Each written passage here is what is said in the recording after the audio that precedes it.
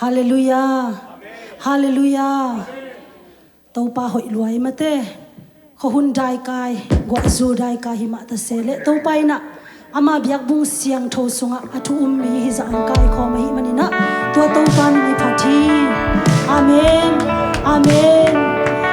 To tau pa hoi na te ifek ina pula khom ji na ki zon nuam hi ang ei tau pa hoi hi ke sunga chingai ngai ni khan ni thu tau pa hoi hi ke sunga tau pa hoi hi ke sunga tau pa hoi hi ke sunga. Amen. Tau pa min phat khom zia zia ni mo.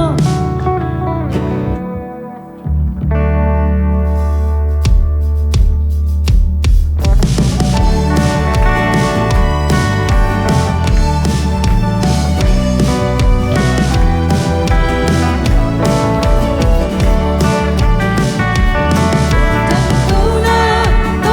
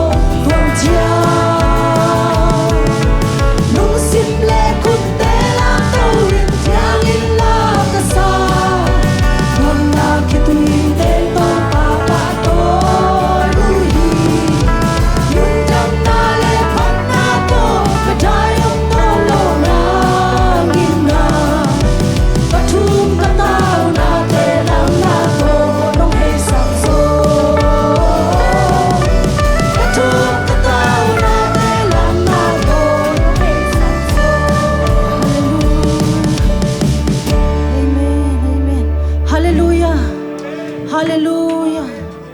Tunina kazi sunga kongit sanggam teo. Tunina it nunta na sunga bangvan gik pokayam. Damlo na mo, lungyum na mo, haksat na tuam mo, na inkwan na melte na sanggam to na pulak ngamlo te. Tau pa tunga pulakin, tau pan sem tehi, tau pan sep la na ilohi, na pumpi tunga nuam na saklo na damlo na nay nate, tau pan sem tehi, sep la na ilo tau pa hi. Tau pan sem tehi,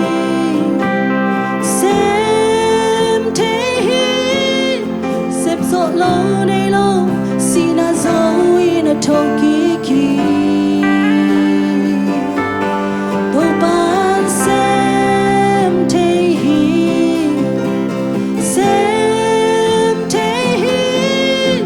lung kam puai na te, gul zo na to nong hey saki.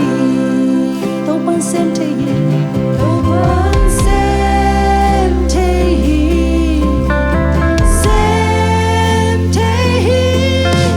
sep so lo nay lo,